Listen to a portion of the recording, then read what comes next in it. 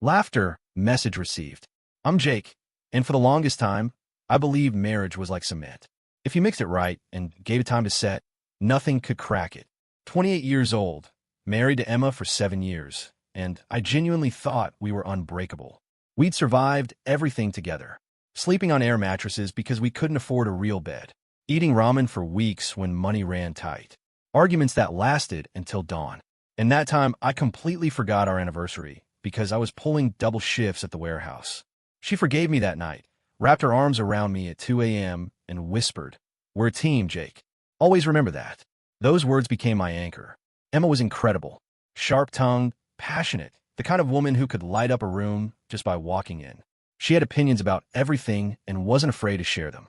Meanwhile, I was the quiet type, steady and predictable. She used to call me a rock and said I kept her feet on the ground when her head was in the clouds. For years, I wore that description like a badge of honor, never understanding it also meant I was easy to overlook. But here's what nobody tells you about marriage. Sometimes the person you love most starts treating you like background noise. It doesn't happen overnight with some dramatic betrayal or explosive fight. Instead, it's like water slowly seeping into cracks in a foundation, freezing and expanding until everything starts to crumble. First, it was her eyes drifting away mid-conversation. Then came the sighs she didn't bother hiding when I asked about her day. Small kindnesses I used to do, packing her lunch, fixing the dripping kitchen faucet, bringing in groceries while she scrolled through social media, all went unnoticed. I kept telling myself she was just stressed, that marriages have rough patches, that this cold spell would pass eventually.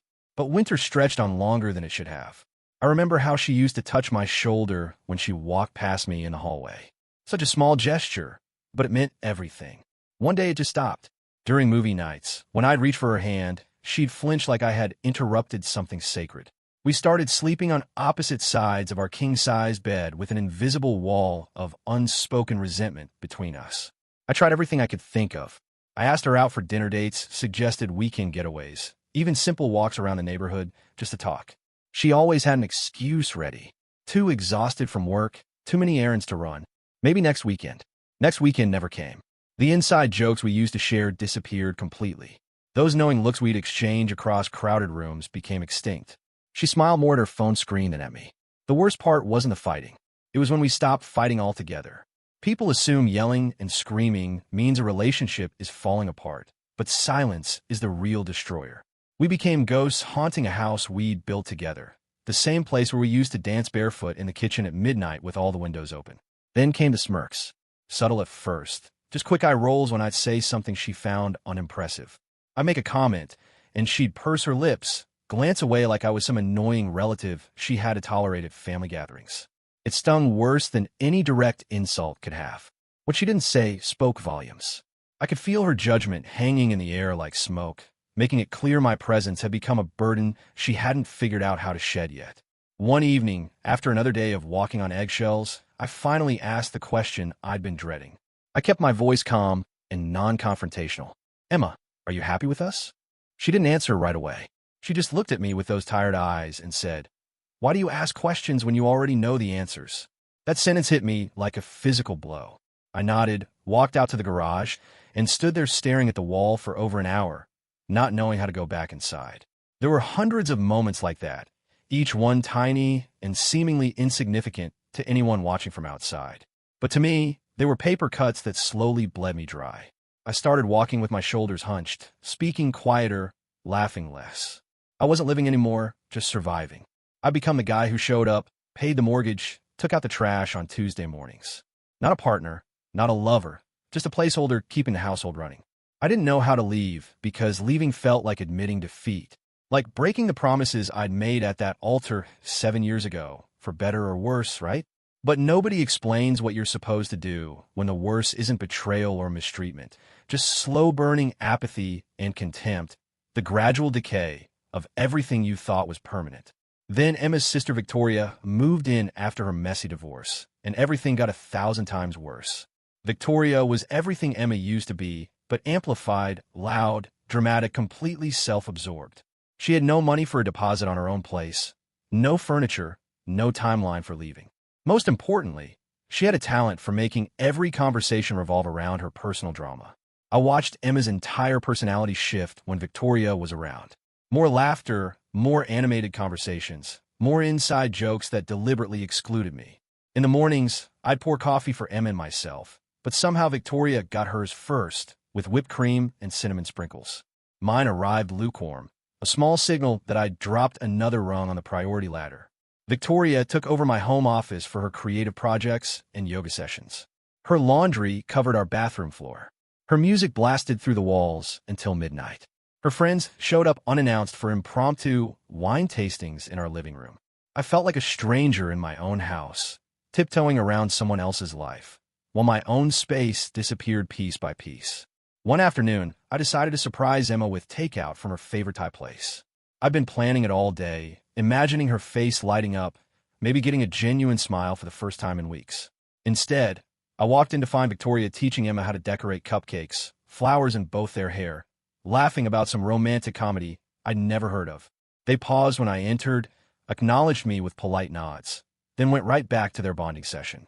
I ate my pad thai alone at the kitchen counter, listening to their conversation float past me like I wasn't even there. That night, I couldn't sleep. I walked from room to room, searching for some trace of the home Emma and I had created together. But the house reflected what had already happened. I'd become an extra in my own life, watching from the sidelines as my marriage dissolved in real time. Everything came to a head at Emma's family barbecue 3 months later. Her relatives had never been my biggest fans, but they tolerated me well enough when Emma and I were solid. Now I could feel their indifference like a physical weight. I grabbed a beer from the cooler and tried to blend into the background, but isolation followed me everywhere. Victoria, already considerably drunk by 2 p.m., spotted me hovering near the grill and called out loudly, "Hey Jake, don't look so nervous. I promise nobody's going to bite you." The whole picnic table erupted in laughter. I forced a smile and moved closer, hoping to deflect with small talk. "Everything smells great, Mr. Patterson," I said to Emma's dad, who was manning the grill with his usual serious expression. Victoria patted the bench beside her. "Sit down, Jake. Let's have a real conversation." The way she said real made my stomach clench. I sat down anyway, trying to project confidence I didn't feel. She leaned in close, wine on her breath, and stage whispered just loud enough for everyone to hear. "So, Jake, hypothetically speaking, if Emma ever was unfaithful to you, would you cry?" The question hit the group like a grenade. Laughter exploded from every direction. Emma's cousins, her aunts and uncles, family friends I'd known for years. I sat there holding my beer, face burning, trying to process what had just happened. Someone shouted from across the yard, "She probably already has." Another voice added, "Yeah, what about that trainer at her gym?" The laughter got louder, rolling across the backyard like thunder. I looked toward Emma, hoping for some sign she'd shut this down, defend me, do anything to stop the humiliation. She was sitting in a lawn chair with a glass of white wine, and for just a moment, I saw a small smirk play across her lips. Not embarrassment on my behalf, not anger at Victoria's cruelty. Amusement. Like this was exactly the entertainment she'd been waiting for. Then Emma spoke up, her voice carrying clearly across the yard. "Well, it's not like he's exactly setting any records in the romance department anyway." The laughter reached a crescendo, people literally doubling over, wiping tears from their eyes. I felt something cold and sharp slide through my chest, replacing the heat of embarrassment with something much worse. I stood up slowly, set my beer on the picnic table, and looked around at all these people I'd considered family for 7 years. They were having the time of their lives at my expense, treating me like their personal target. Emma's father was chuckling behind the grill. Her mother was covering her mouth, trying to stifle giggles. Victoria looked absolutely delighted with herself. "Message received," I said quietly, but somehow everyone heard me. The laughter died instantly. I met each of their eyes one by one, letting the weight of those 2 words settle over the group. Victoria's grin froze on her face. Emma's smirk disappeared entirely. For about 10 seconds, the only sound was meat sizzling on the grill. I walked toward the side gate, each step deliberate and calm. Emma's mother called out behind me, "Jake, honey, where are you going?" I paused with my hand on the latch and looked back. "Thank you for the hospitality, Mrs. Patterson. Please enjoy the rest of your afternoon." Then I stepped through and kept walking, leaving behind the nervous laughter and awkward silence that had replaced their cruel amusement. I walked 6 blocks to where I'd parked my car, my mind completely clear for the first time in months. They'd show me exactly what I meant to them, and I'd finally heard the message loud and clear. I wasn't family. I wasn't even a friend. I was their entertainment, their target, their convenient punching bag whenever they needed someone to mock. That night, while Emma was still at her parents' house, probably rehashing every hilarious moment of my public humiliation, I made a decision that had been building for months. I wasn't going to stick around for the sequel. I woke up at 4:30 a.m. with crystal clear purpose flowing through my veins. I moved through the house like a ghost, packing 2 large duffel bags with everything I actually needed. Clothes, laptop, important documents, the emergency cash I'd been saving without telling Emma. I left a simple note on the kitchen counter. Hope the joke was worth it. Underneath, I placed the divorce papers I'd had prepared weeks earlier. When I finally accepted our marriage was already over. By 5:15, I was backing out of our driveway for the last time. I drove east toward the mountains, following back roads I'd mapped out during sleepless nights, heading for a cabin I'd rented online, using a different name and prepaid cards. The place was owned by an old man named Frank, who advertised privacy guaranteed. No questions asked. It felt like destiny. The cabin sat in the middle of nowhere, surrounded by pine trees and absolute silence. No neighbors, no cell towers, no Wi-Fi, just me and 40 acres of forest. For the first time in years, I could breathe without feeling someone's judgment pressing down on my chest. I set up my laptop on a wooden table by the window and started taking freelance programming jobs. My clients didn't care where I worked as long as code got delivered on time. Days fell into a peaceful rhythm. Work until noon, simple lunch, long walks through the woods. I chopped firewood, learned to identify bird calls, read books from Frank's collection. Evenings I cooked basic meals over a camp stove and ate by lamplight, listening to owls and coyotes instead of cruel laughter and whispered insults. For 3 months, I lived completely off the grid. No social media, no phone calls, no contact with my previous life. I grew a beard, lost weight from hiking, developed calluses from splitting logs. Most importantly, I remembered who I was before I became Emma's doormat and Victoria's punchline. Eventually, curiosity got the better of me. I drove to town and checked my old email account from the public library. 67 unread messages, mostly from Emma. The early ones were angry. Running away like a coward won't solve anything. You can't just disappear when things get difficult. This is so typical of you, Jake. But as weeks passed, the tone changed. Desperation crept in. Please, just tell me you're safe. I found the papers. We need to talk about this. Then came attempts at manipulation. Victoria feels terrible about what happened. It was just a joke that went too far. You're being way too sensitive about this. The message that broke my heart was near the end. I've been thinking about us, about what we used to have. Maybe we can fix this. Too little, too late. She'd had 7 years to fix things, but chose to stand by while her sister destroyed what little respect I had left. I learned through mutual friends that my disappearance had caused quite the uproar back home. Victoria had to move out when Emma couldn't afford the mortgage alone. Turns out I'd been handling more finances than anyone realized. Emma's father's business hit rough times when he discovered I'd been managing their books for the past 3 years. The whole family was scrambling to untangle financial systems I'd organized and maintained without recognition. Emma sent increasingly frantic messages begging me to return her calls, to help sort out tax documents, to explain where I'd stored important paperwork. She sold her car to make mortgage payments, moved into a studio apartment, watched their social circle shrink as people chose sides. Victoria, meanwhile, became unwelcome among their friends. Turns out people don't like being associated with someone who destroys marriages for entertainment. 6 months after I vanished, Emma tracked down my cabin address somehow and showed up unannounced. I found her on my porch in the middle of a rainstorm, soaked to the bone, clutching a folder of signed divorce papers. Her hair was shorter.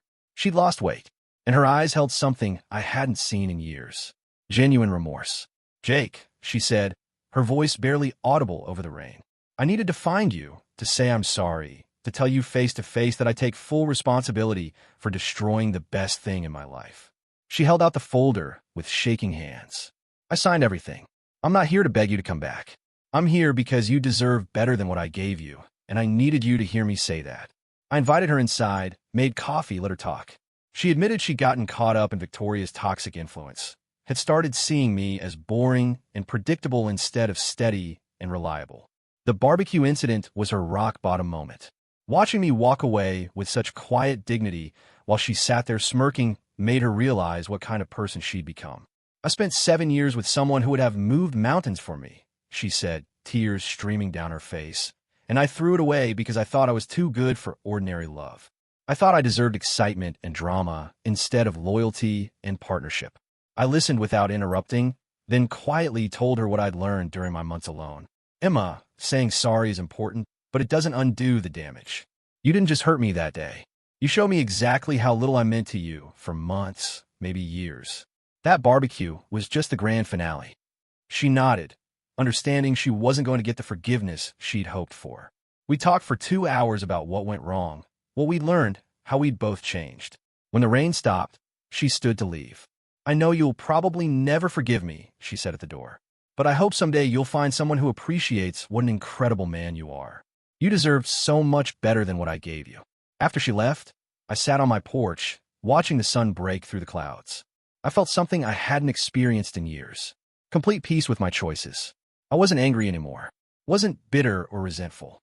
I was just free. A year later, I'm still in these mountains, still working remotely, still chopping my own firewood.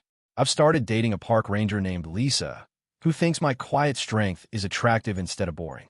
We take long hikes together, cook simple meals, have conversations that don't require me to compete for attention or approval. Sometimes I think about that barbecue, about the moment everything crystallized for me. Part of me is grateful to Victoria for being so cruel, so publicly. It gave me the clarity I needed to save myself. Emma's family inadvertently did me the biggest favor of my life by showing me I deserved better than being their target. The financial fallout back home was even worse than I'd initially heard. Through a mutual friend who stayed in touch, I learned that Emma had to declare bankruptcy within 8 months of my departure. Turns out I'd been quietly managing not just our household finances, but also her father's small construction business and her mother's online boutique. I'd set up their accounting systems, handled their tax preparations, managed their vendor relationships, negotiated their insurance policies. All of this work I'd done for free. Family helping family, never asking for recognition or compensation. When I vanished, their entire financial ecosystem collapsed like a house of cards. Emma's father had to hire an expensive accountant who discovered years of disorganized records and missed deductions that cost him thousands in penalties. Her mother's boutique folded completely when she couldn't figure out how to process online orders or manage inventory. The construction business lost 3 major contracts because Mr. Patterson couldn't produce the detailed project timelines and cost analyses I'd been creating behind the scenes. Victoria, meanwhile, had her own reckoning. After being asked to leave Emma's place, she bounced between friends' couches for months. Her social media presence, once full of carefully curated party photos and sarcastic commentary, devolved into increasingly desperate posts about fake friends and family betrayal. The same people who used to enable her drama grew tired of her victim complex. She eventually moved back in with her elderly parents, a 42-year-old woman reduced to sleeping in her childhood bedroom. But the most devastating consequence was what happened to Emma's relationship with her extended family. The barbecue incident had exposed something ugly in their family dynamic, their willingness to gang up on an outsider for entertainment. After I left, other family members started examining their own behavior more critically. Emma's cousin Michael, who'd been one of the loudest voices mocking me that day, later told people he felt sick thinking about it. He liked me, considered me a good guy, but got caught up in the group mentality. This self-reflection created fractures in the family unity they'd always prided themselves on. Arguments broke out at subsequent gatherings about what had really happened, who was responsible, whether they owed me an apology. Emma found herself defending me to the same people who'd laughed at her cruel joke, which created an impossible psychological position. She couldn't admit their behavior was wrong without acknowledging her own culpability. But she couldn't defend their actions without accepting that she'd married into a family of bullies. The guilt affected her in ways I only learned about much later. She developed insomnia, lost 15 pounds, started seeing a therapist who helped her understand how she'd been emotionally neglecting me through indifference and contempt. The therapist apparently told her that watching someone you claim to love get humiliated without intervening is a form of psychological cruelty. Emma had never thought of herself as cruel before. Thoughtless, maybe selfish occasionally, but not deliberately harmful. When we talked at the cabin, she said something I'll never forget. I used to think I was the one suffering in our marriage because I felt bored and overlooked. But now I see I was the one causing harm. I chipped away at your spirit and told myself it was your fault for being too sensitive, too needy, too plain. I turned you into my emotional outlet and then blamed you for not fighting back hard enough. She had also uncovered things I'd never told her. After I left, she went through old emails and files and found proof of how often I'd supported her quietly, never asking for thanks. Like the time I paid her student loan bill when she couldn't, but pretended the lender had made a mistake. Or how I'd been saving money each month to surprise her on our 10th anniversary. Or the job recommendations I wrote under her boss's name, because I knew she wouldn't accept help if she knew it came from me. I thought you were just there, she admitted. Like wallpaper or a chair, always around, always steady. Nothing I had to think about. I never saw how much you were actually doing to keep our lives together, or how much you gave up to keep me happy. Instead of being grateful, I resented you because you made it all look easy. That talk also brought something else to light. Emma had been living with depression for years, but refused to admit it or get help. The irritability, the coldness, the cruel words, those weren't just flaws. They were symptoms. And the way she coped was by directing her pain toward the safest person she had. Me, the one who loved her no matter what and would absorb the impact without walking away. I know that doesn't excuse what I did, she said, but I want you to understand I was drowning. Instead of asking for help, I tried to drag you under with me. I didn't plan it, but that doesn't make it less damaging. You deserve someone who lifted you up, not someone who used you to carry all their pain. After she walked out that day, I spent weeks trying to make sense of everything she had said. Part of me felt justified. At last, someone had admitted what I had gone through was real. But another part of me felt sorrow for both of us. We were stuck in a loop. Her untreated struggles weighed down the relationship, and my habit of avoiding conflict let the damage go on and on. I never learned if Emma had truly been unfaithful with her trainer, and I realized it didn't matter. The betrayal was already clear. She let her family mock me, even joined in, and cared more about keeping her sister entertained than protecting my dignity. That told me everything about where I stood in her life. Now, when people ask about the divorce, I keep it simple. We drifted apart, wanted different things, and split as friends. No need to spill the messy details or chase revenge. The best response is living well, and I'm finally doing that. Emma's burden is knowing she ruined something lasting for something shallow, and that's hers to live with. Lisa, my girlfriend who works as a park ranger, knows the whole story. She listened without judging, asked thoughtful questions, and helped me work through the anger and pain I'd been holding on to. She said something that opened my eyes. You weren't just married to Emma. You were married to her whole toxic family. Leaving her meant leaving all of them, too. She was right. I wasn't just Jake the husband. I was Jake the family accountant. Jake the punching bag. Jake the workhorse they could rely on without appreciation. My whole sense of self had been swallowed by their dysfunction. No wonder I felt lost for so long before I found the courage to walk away. I kept the cabin, by the way. I bought it from Frank when he retired to Arizona. It's my permanent home now. A safe space where no one can mock me or treat me like a joke. Here, the only opinion that counts is mine. And the only approval I need is from the face I see in the mirror each morning. The place has turned into a retreat for me and Lisa. We host her coworkers for camping trips, share dinners with friends who value kind conversation instead of cruel jokes. I've learned to trust my instincts again, to notice warning signs early, and step away from people who don't bring peace into my life. Sometimes I think back to that barbecue, the moment everything became clear. Oddly, I'm thankful Victoria was so harsh in front of everyone. It gave me the push I needed to save myself from years of slow, quiet misery. In a strange way, Emma's family gave me the greatest gift. They showed me I was worth more than being their target. Looking back, I see how I allowed their behavior by never setting boundaries, never calling them out, never asking for the same respect I gave them. I confused being useful with being valued. I thought their tolerance meant acceptance, when in truth, it was just convenience. So that's my story. A family barbecue turned into the spark for the best choice I ever made. Sometimes the worst day of your life leads straight into the first day of your real life. You just have to be brave enough to step through the gate and keep walking until you find where you truly belong.